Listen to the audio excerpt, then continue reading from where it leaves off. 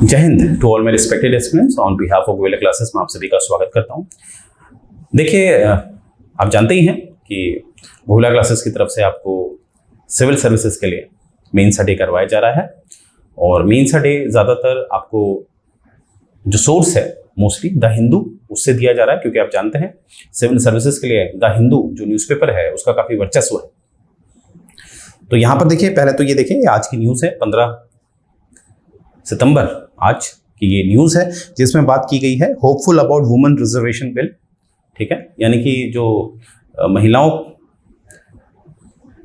का जो एक आरक्षित करने की जो बात उठ रही है, खासकर विधायिका में, केंद्र स्तर पे लोकसभा पे और राज्य स्तर पे विधानसभा पे या विधानसभाओं में, तो उस पर आज हम चर्चा करेंगे। राइट, आइए देखते हैं, क्योंकि ये आप देख ही रहे हैं आर्टिकल आ रहा है तो इंपॉर्टेंट बन जाता है। तो देखिए किस तरह का प्रश्न आपका बन सकता है और ये प्रश्न आप चाहे तो अटेम्प्ट कर सकते हैं। ठीक है, तो क्वेश्चन है what is the women's reservation bill, explain the need of reservation for women in politics. प्रश्न है महिला आरक्षण विधेयक क्या है, राजनीति में महिलाओं के लिए आरक्षण की आवश्यकता बताएं।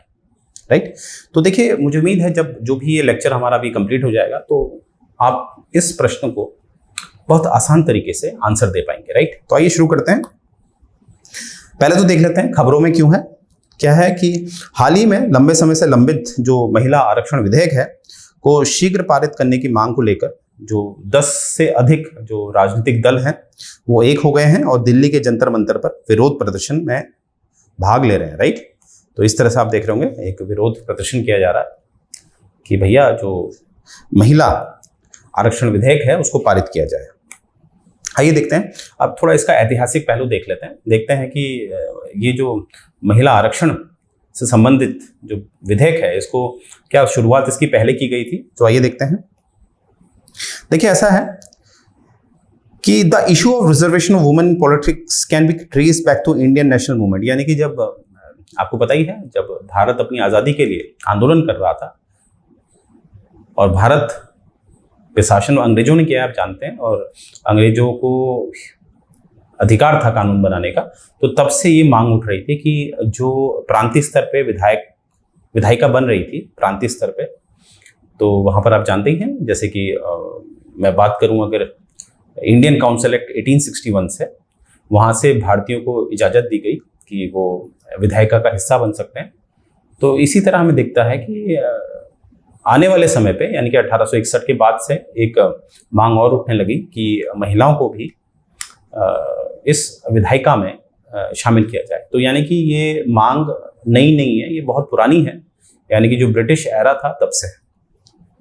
तो 1931 का समय देखिए, वहाँ पर जो बेगम शाह नवाज हैं और जो सरोजनी नायडू हैं, उन्होंने लिखा है एक चिट्ठी लिखी थी इन्होंने, उस समय के जो गवर्नर थे उनको लिखा था, इस तरह की बात लिखी थी। इस बात को मैं एक साधारण तरीके से आपको बता देता हूँ कि इसमें लिखा था कि किसी भी तरह का भेदभाव ना किया जाए। ठीक है, किसी भी तरह का भेदभाव नहीं किया जाए और जो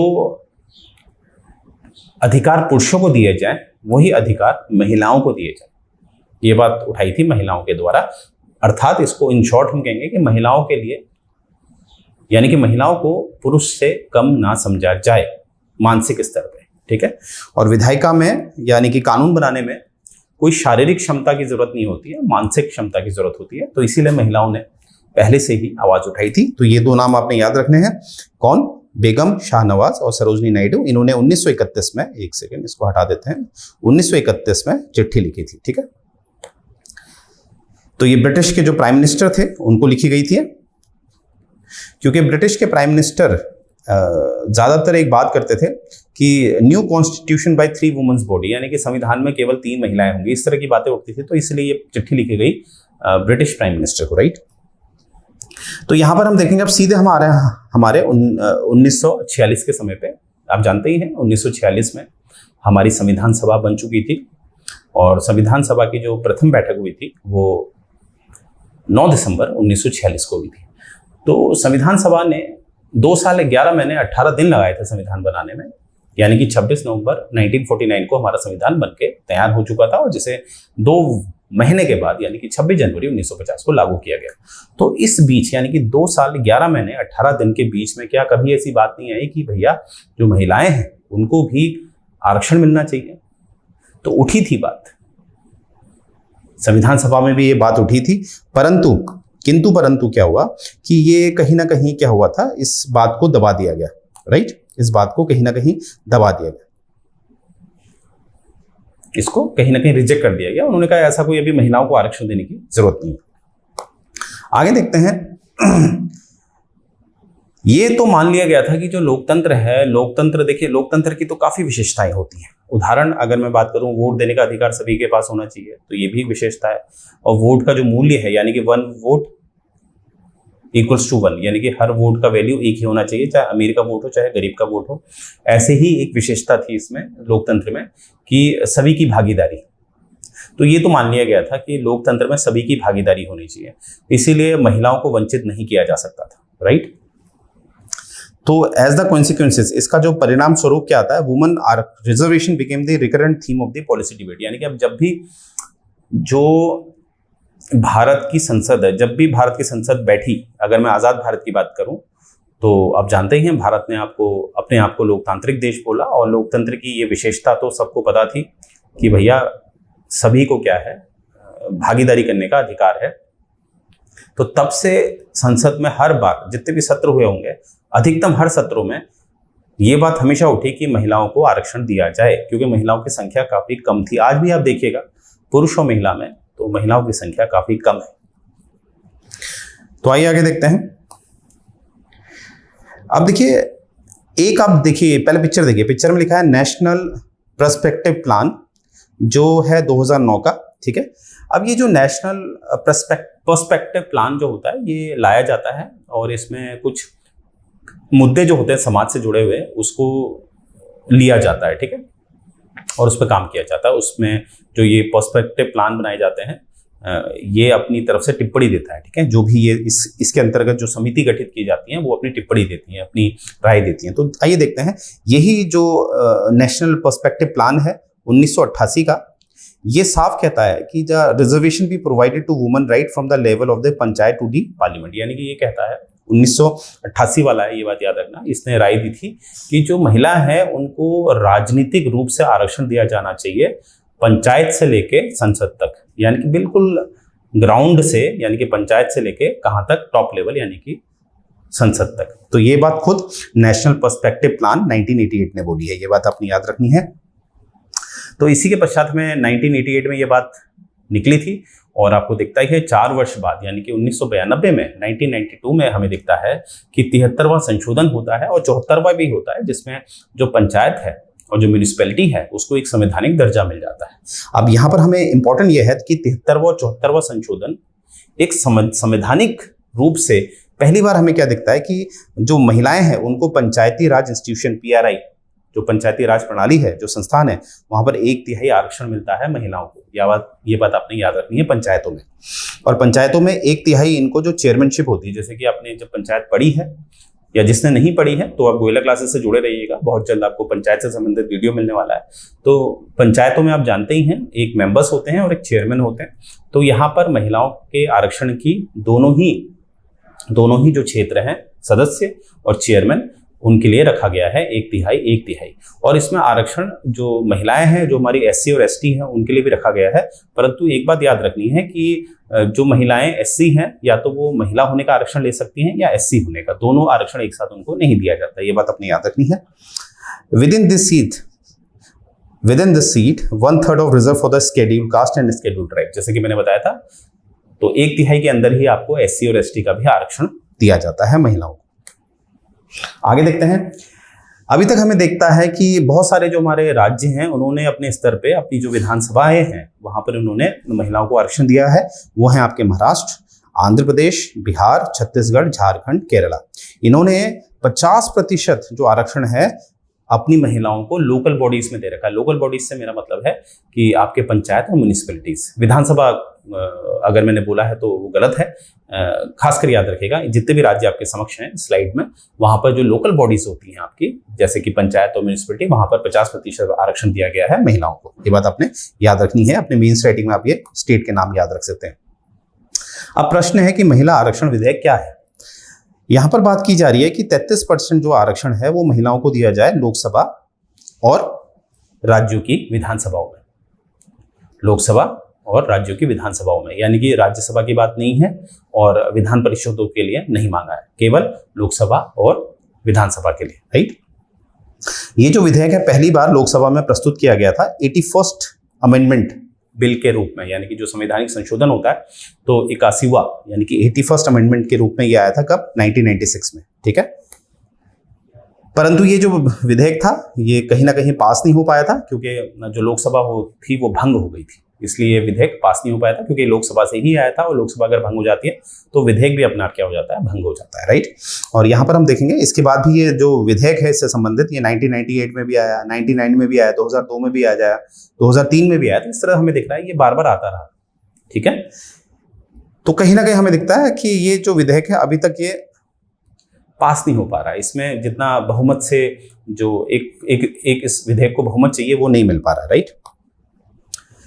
अब ये देखेंगे, अभी हम देखेंगे कि संसद में जो महिलाएं हैं उनकी क्या भूमिका है। तो जितनी भी संख्या है उसकी 14% जो है वो महिलाएं हैं संसद में, ठीक है।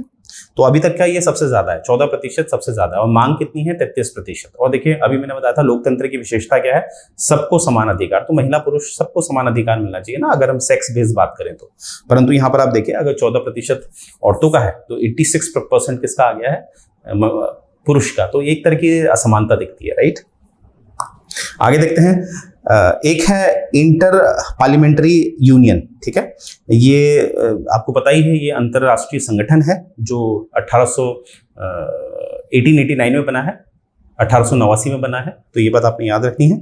भारत भी इसका एक सदस्य है। भारत ने अभी तक जो इंटर पार्लियामेंट्री यूनियन है उसका जो एक सम्मेलन होता है, भारत ने इसकी 2 बार होस्टिंग करी है, मतलब भारत में ये 2 बार हो चुका है, ठीक है। तो आपने ये बात देखनी है कब कब हुआ है, ठीक है। एक 1969 में हुआ है और एक 1993 में हुआ है, ये बात मैं आपको बता दूं, तो ये बात आपने याद रखनी है। तो जो ये अंतर्राष्ट्रीय संस्थान है ये खुद कहता है कि जो भारत की स्थिति है वहां पर हमें ये दिखता है कि लोअर हाउस में, जैसे कि आप जानते हैं केंद्र के लिए जो लोअर हाउस है वो लोकसभा है और राज्यों के लिए जो लोअर हाउस है वो विधानसभा है। वहां पर जो महिलाएं हैं उनकी संख्या काफी कम है, और इतनी कम है कि नेपाल, पाकिस्तान, श्रीलंका और बांग्लादेश भी उससे ज्यादा है।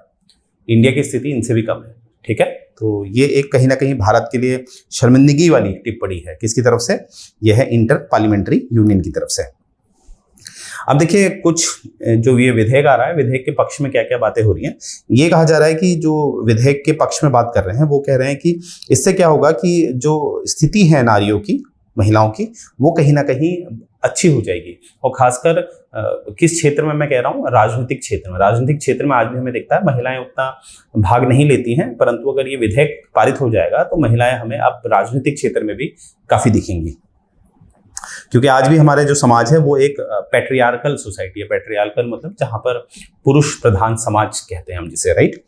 दूसरी बात यह है, इसमें सपोर्ट में क्या जा रहा है कि जो despite the hope of the leader of the national movement, women's are still under represented parliament. देखिए जितने भी हमारे स्वतंत्रता के लिए जिन्होंने आंदोलन किया था, जैसे हमारे राष्ट्रपिता हैं महात्मा गांधी जी, अब आप देखिए उनकी मूवी, माफ कीजिएगा, उनकी पिक्चर्स देखिएगा आप। उस पिक्चर्स में आप देखेंगे कि वो महिलाओं को हमेशा अपने साथ लेके चलते थे। तो यानी कि जो हमारे फ्रीडम फाइटर्स थे वो खुद चाहते थे कि महिलाओं को राजनीतिक जो क्षेत्र होता है उसमें भाग लेना चाहिए।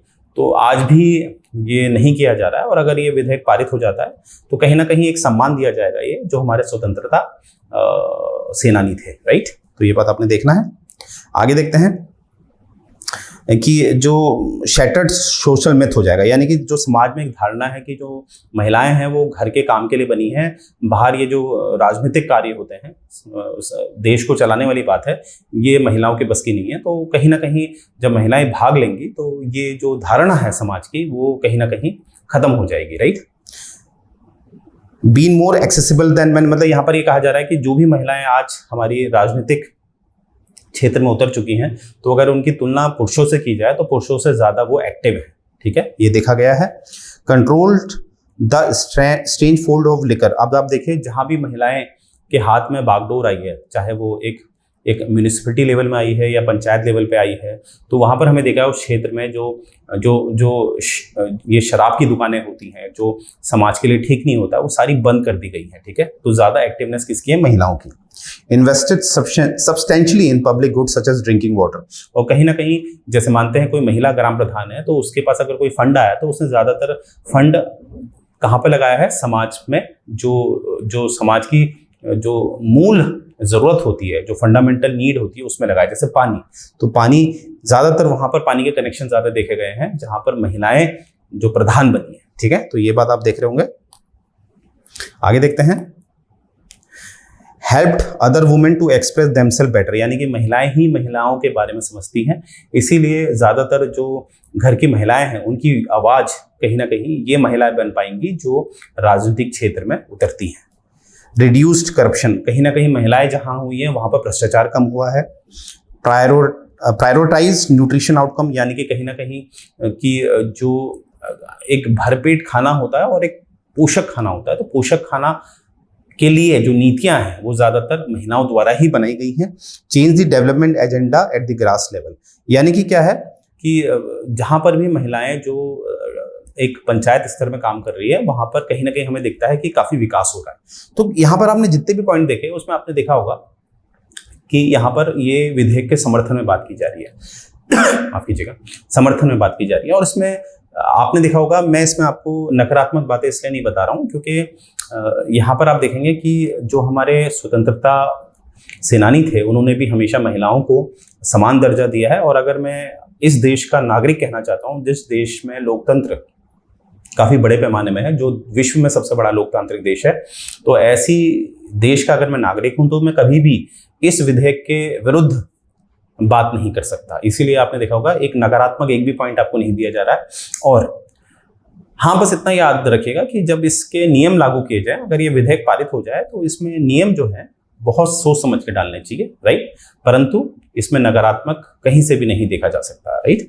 तो मुझे उम्मीद है ये जो सेशन है आपको मेन सेट इकाई पसंद आ रहा होगा। अब मुझे उम्मीद है जो प्रश्न आपको दिखाया था एक बार वो प्रश्न देख लेते हैं।